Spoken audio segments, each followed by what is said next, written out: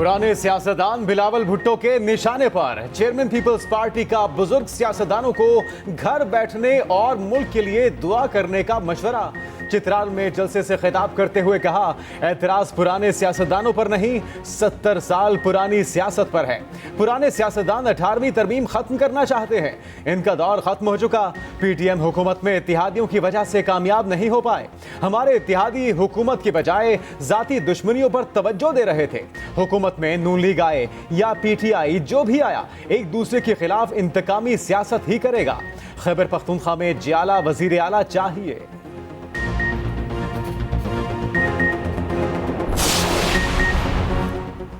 Peoples party के senator वकार अहमद मुस्लिम league नून की कश्ती में सवार। शहबाज शरीफ से मुलाकात में शमूलियत का ऐलान किया।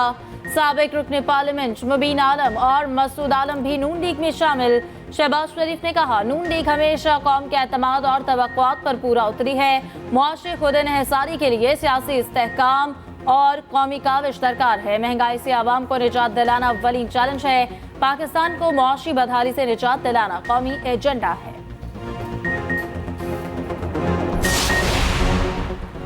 जस्टिस मज़ाहिर अली अकबर नकवी को दोबारा शो कॉज नोटिस जारी। सुप्रीम जुडिशल काउंसिल ने 14 दिन में जवाब तलब कर लिया। शिकायत कुनिंदा के दलाइल पर मुशावरत। इजलास में सामने आने वाले शवाहिद की रोशनी में नोटिस जारी किया गया। शो कॉज नोटिस 4-1 की अक्सरियत से जारी किया गया। जस्टिस काजी फायज ईसा, जस्टिस सरदार तारिक मसूद, जस्टिस अमीर भट्टी और जस्टिस नईम अफगान ने शो कॉज के हक में राय दी। जस्टिस एजाजुल एहसन ने शो कॉज जारी करने की हिमायत नहीं की। काली वर्दी में अफसर के काले करतूत बेनकाब। डकैत डीएसपी की लूटमार की लंबी चौड़ी दास्तान। औरंगी टाउन में डकैती डालने वाला डीएसपी उमैर बाजारी आदि मुजरिम निकला। गिरफ्तार जेर तरबियत डीएसपी ने सिगरेट के ताजिर को भी न बख्शा। छापा मारकर 1,75,000 के सिगरेट गायब किए। मजीद 2 वारदातें भी सामने आ गई। 24 अक्टूबर को गुलशन इकबाल और स्कीम 33 में एक शहरी के 2 घरों पर डकैती नुमा छापे मारे। घर का लॉकर तोड़ा। 1.5 लाख रुपए, घड़ियां, पिस्तौल और मोबाइल फोन्स ले उड़े। शहरी के भाई के घर से बच्चों की स्कूल फीस तक न छोड़ी।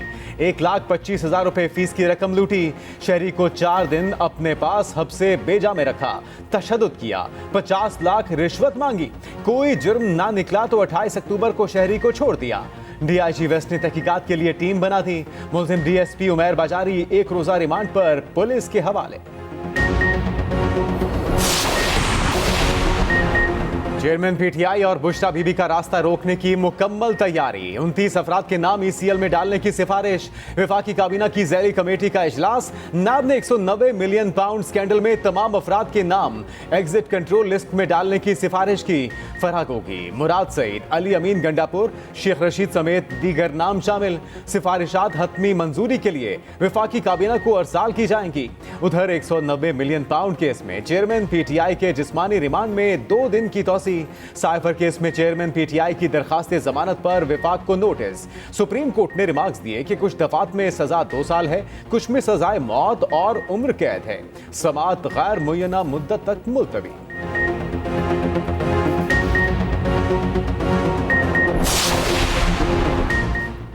बलोच तलबा गुमशुदगी केस में वज़ीर आज़म तलब इस्लामाबाद हाई कोर्ट ने आइंदा समाअत पर बुला लिया। अदालत का वज़रा की कायम करदा कमेटी की रिपोर्ट पर अदम इत्मीनान। जस्टिस मोहसिन अख्तर कियानी का इज़हार बरहमी।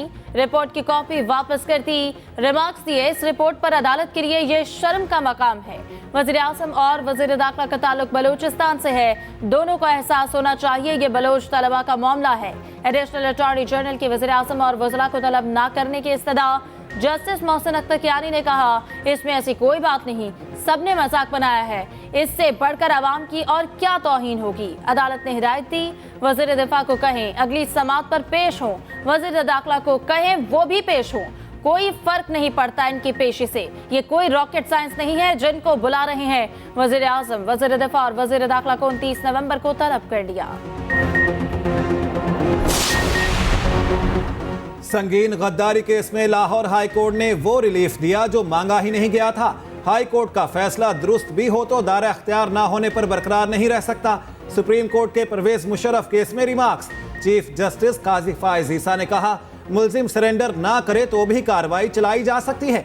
लाहौर हाई कोर्ट ने दायर इख्तियार कैसे इस्तेमाल किया वो हैरान कुन है। खुसूसी अदालत में लाहौर हाई कोर्ट के एक जज भी मौजूद थे। जस्टिस मंसूर अली शाह ने पूछा, सेम पेज क्या कोई आईनी दस्तावेज है? सवाल पर अदालत में कहकहे लग गए। समाअत 28 नवंबर तक मुलतवी।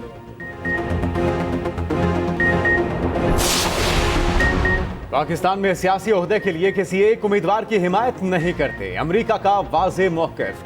चेयरमैन पीटीआई से जेल में अमेरिकी सफीर की मुलाकात के हवाले से तर्जुमान अमेरिकी महकमे खारजा मैथ्यू मिलर ने कहा कि किसी भी सफीर की ऐसी मुलाकात से मुतल्लिक आप सिफारत खाने से रुजू करें, वो ज्यादा दुरुस्त मालूमात फराहम कर सकते हैं। पाकिस्तान समेत किसी भी मुल्क में सियासी मुदाखलत की पॉलिसी नहीं, किसी एक उम्मीदवार के लिए पोजीशन लेने की कोई पॉलिसी नहीं। मौसमियाती तब्दीली पाकिस्तान जैसे ममालिक के लिए कौमी सलामती का मसला है। पाकिस्तान मौसमियाती तब्दीली से सबसे ज्यादा मुतासर ममालिक में शामिल है। आलमी सतह पर मौसमियाती तब्दीली बढ़ाने में हमारा हिस्सा 1% से भी कम है। निगरान वज़ीर-ए-आज़म अनवारुल हक काकड़ की बैनुल वज़ारती इजलास में गुफ्तगू। कहा, मौसमियाती तब्दीली से पाकिस्तान की 1/3 आबादी सैलाब से मुतासर हुई। तमाम इदारे तबाहकुन सैलाब के बाद बेहतरीन अंदाज में तामीर नौ का फरीजा सर अंजाम दे रहे हैं।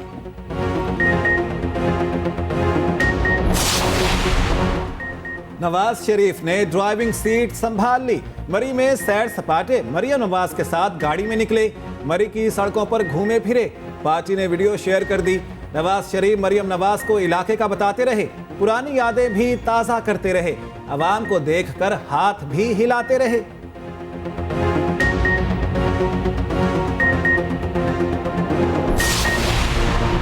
पीपल्स पार्टी को टक्कर देने का प्रोग्राम फाइनल। कराची में एमकेएम और नून लीग की अहम बैठक। इंतखाबी इत्तेहाद के नुकात पर मुशावरत। मीडिया से गुफ्तगू में निहाल हाशमी ने दावा किया कि इस बार सिंध में अपना वजीर आला लाएंगे, सूबे में शहबाज स्पीड लाना पड़ेगा। मुत्तहिदा रहनुमा अमीनुल हक बोले, पीपल्स पार्टी ने सिंध को बर्बाद कर दिया।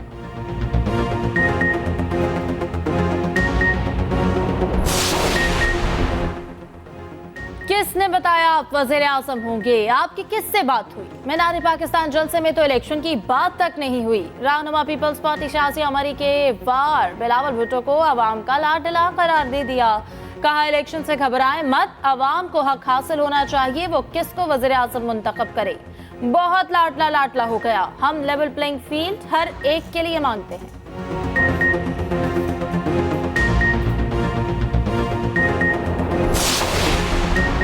नाकाम हुक्मरान दोबारा कौम के कंधों पर खड़ा होना चाहते हैं। उनका ख्याल है अमेरिका की मदद से फिर इक़्तिदार में आएंगे। अमीर जमात इस्लामी सिराजुल हक का कहना है, अब उन्हें वाशिंगटन नहीं बचा सकेगा। कौम 8 फरवरी का दिन लुटेरों के लिए यौम हिसाब बना दे। नून लीग और पीपल्स पार्टी मजीद मुसल्लत रहना चाहते हैं। अपने आप को एहतसाब के लिए पेश करता हूँ, दीगर जमातें भी जुर्रत करें।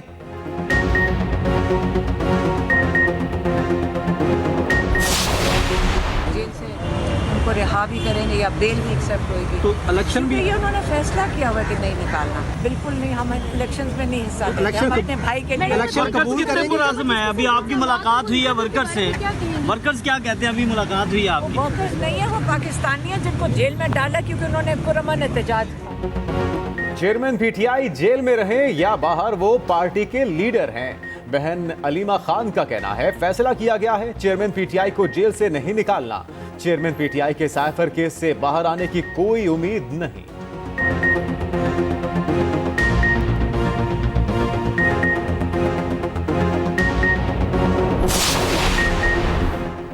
पीटीआई के साबिक वजीर शौकत यूसुफजई को बादशाह खान एयरपोर्ट पर रोक लिया गया। शौकत यूसुफजई उम्रे की अदायगी के लिए जा रहे थे। वीडियो पैगाम में शौकत यूसुफजई ने कहा, मुझ पर कोई FIR है, ना ही मेरा नाम ECL में शामिल।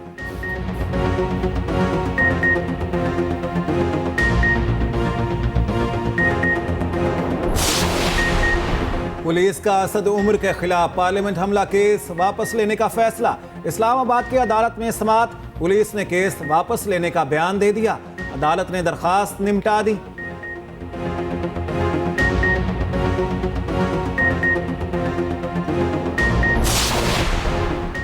पाकिस्तान स्टॉक मार्केट तारीख की नई बुलंदियों पर। कारोबार के दौरान जबरदस्त तेजी, इंडेक्स में 827 पॉइंट्स का इजाफा, 58,000 की सतह उबूर कर गया। अमेरिकी करेंसी की भी तनाजुली, इंटरबैंक में डॉलर 66 पैसे सस्ता 285 रुपए 12 पैसे पर बंद हुआ। ओपन मार्केट में डॉलर 75 पैसे कम हुआ 286 रुपए 50 पैसे की सतह पर आ गया।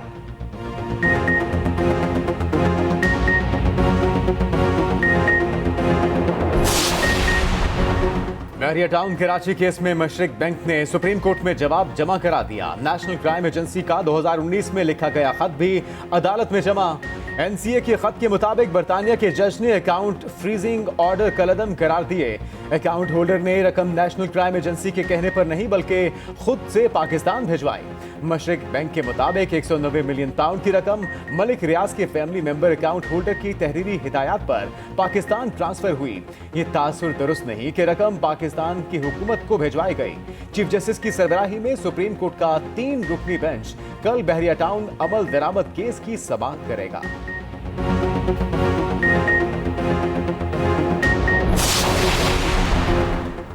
आइंदा साल 1,79,000 पाकिस्तानी हज अदा करेंगे। सऊदी अरब ने मुआहदे की मंजूरी दे दी। गुज़श्ता साल भी पाकिस्तान का कोटा उतना ही था। इमाम काबा की पाकिस्तान आमद अल शेख सालेह बिन हमीद का इस्लामाबाद एयरपोर्ट पर शानदार इस्तकबाल।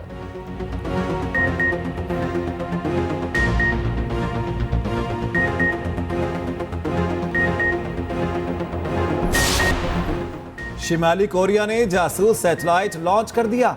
1 दिसंबर से निगरानी का अमल शुरू करेगा।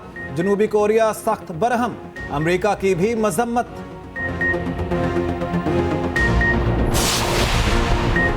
आईसीसी वनडे रैंकिंग जारी। भारतीय बल्लेबाज शुभमन गिल बदस्तूर पहले नंबर पर, बाबर आजम दूसरी पोजीशन पर मौजूद। बॉलिंग में महाराज और ऑलराउंडर्स में शकीबुल हसन टॉप पर।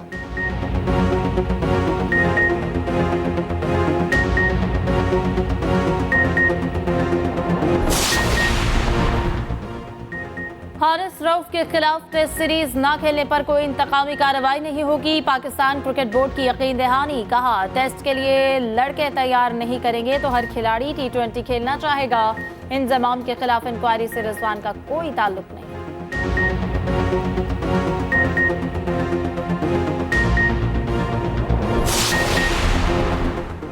इमाम और फहीम अपनी दुल्हनियां लाने को तैयार। शादियों की तकरीबात का कल से होगा आगाज। इमामुल हक ने पाकिस्तानी नैयाद नॉर्वेजियन अनमोल महमूद को जीवन साथी चुन लिया। निकाह 25 नवंबर और वलीमा 26 नवंबर को होगा। फहीम अशरफ दुल्हन लेने नारोवाल जाएंगे। दौरा ऑस्ट्रेलिया के लिए तरबियती कैंप से छुट्टी मिल गई।